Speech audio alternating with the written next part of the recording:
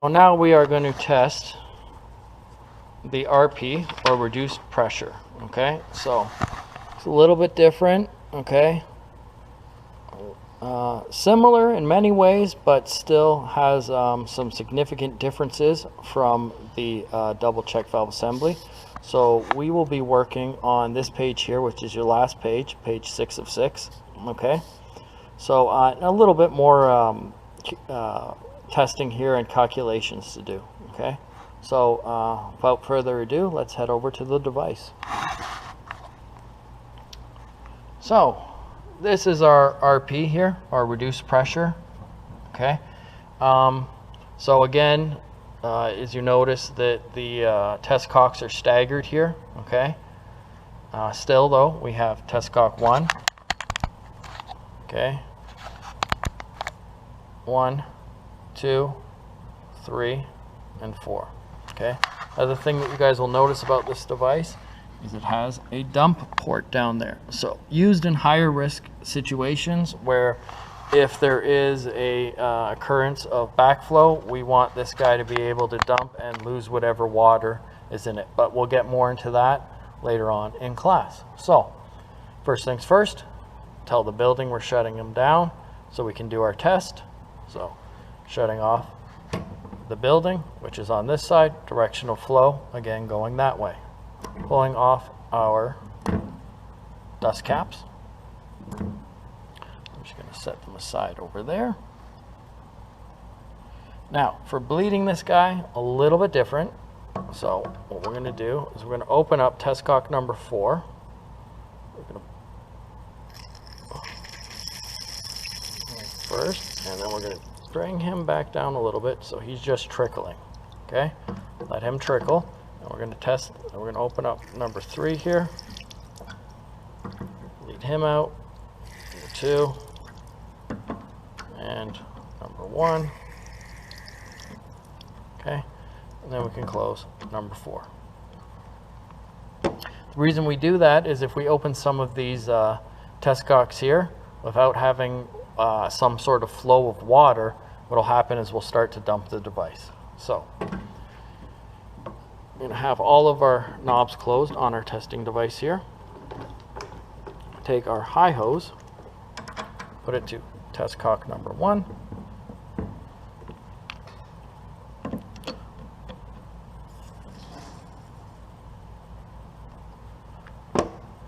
And we'll do our static line pressure. So static line pressure, not the big gauge, it's a little one.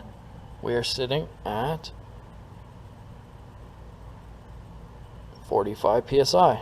So we'll head over to our paperwork. Write down 45 psi.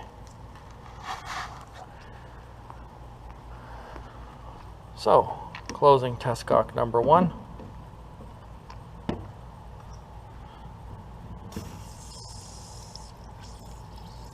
Now if you don't bleed out the gauge, it's just going to leak a little bit, and that's okay.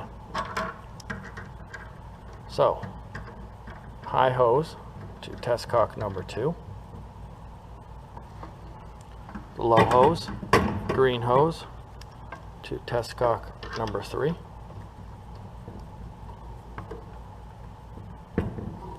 These hoses out of the way so we can see what we're doing here.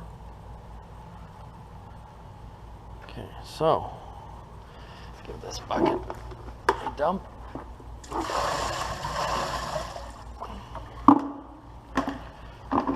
So we know that we are bleeding it out.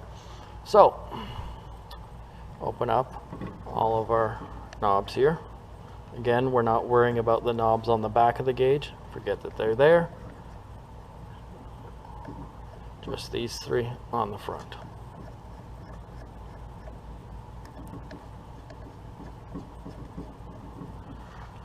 Okay, so opening test cock number 2 with the high hose attached to it. We're starting to bleed water. Opening test cock number 3 with the low hose connected to it. Again, closing the high hose.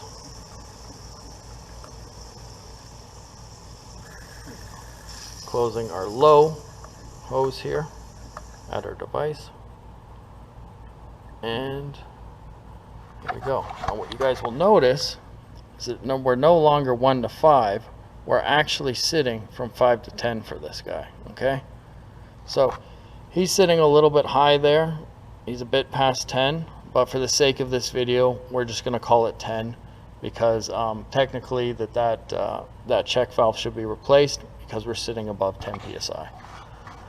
But for the video, we shall call it 10. So, spring tension loss for check valve number 1 is what we just tested there. It's going to be 10 psi. All right. So now coming back over to the device without changing anything, we are going to close the black knob, which is the drain hose, open the green one,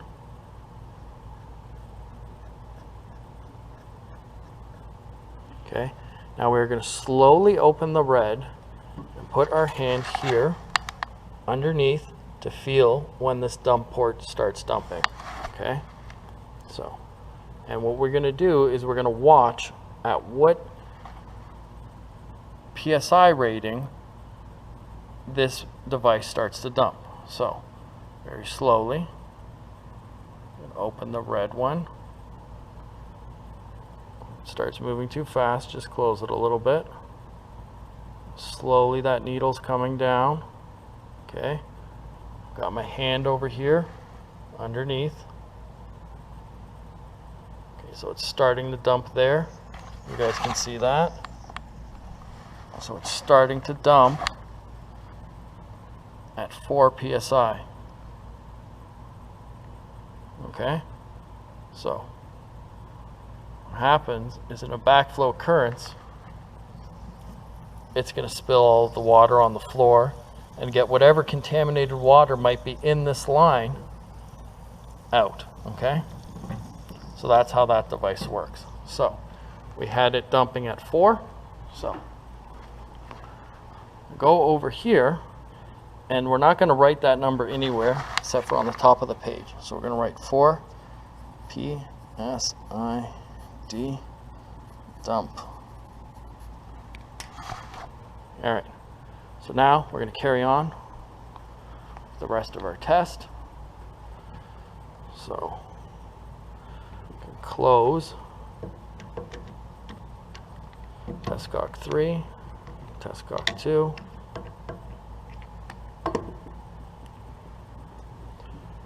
Open up our low hose, already open. Open up our drain hose. Open up our high hose, so that way we don't get wet and it drains in the bucket. So with all of our knobs open here and our test cocks closed, we can take this guy and we can move him over.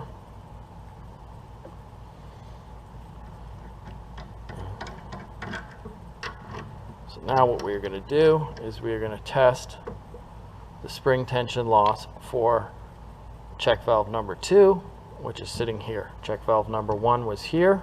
Check valve number 2 is there.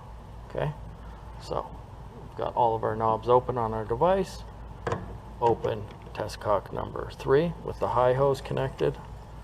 Open test cock number 4 with the low hose connected. Okay, closing high. We're going to watch the gauge jump. We're now closing low. The green knob. And we're coming back down. And we are going to sit again between 1 to 5. So right there, we've got, I'm going to go with 1.8. So spring tension loss for check valve number 2, 1.8. Okay. So before we finish the rest of our paperwork, what we will do, because we got to do a little bit of math here, so we're going to shut down these check valves, or these test cocks here. Close those all up. Open this up so we can drain out our testing device here.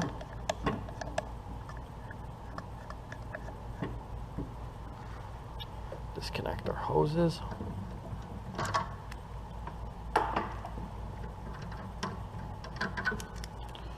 Let them drain into the bucket.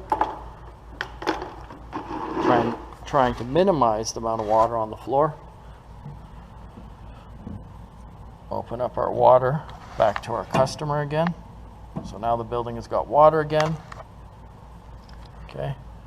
And putting our test caps, or sorry, our dust caps back on. And there we go. So now the customer has water again. So the physical testing for the RP is now done, but we still got to do some more paperwork. So what we need to do now is test the buffer calculation. So the way we're going to do that is the spring tension loss of check valve number 1, which was 10 psi. Okay. Minus the relief valve spring tension, which was 4. Okay.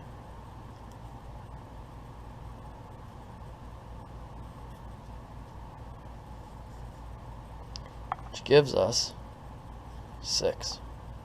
Right? So our buffer calculation is 6. So if our buffer is 5 or greater, we pass, or sorry, 3 psi or greater, we pass. So we're sitting at 6, so we pass. If it was 2, for example, it would not pass, and we would need to do some repairs to this device. So that being said, relief spring test, pass. Okay, so there we are. We have check valve number 2 was at 1.8 psi. The first check valve we tested, check valve number 1, was 10 psi. Our static line pressure, 45 psi.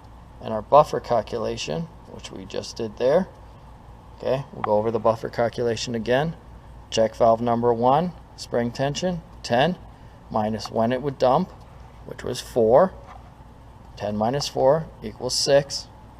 Buffer calculation, 6. So this device passes, so we're good to go.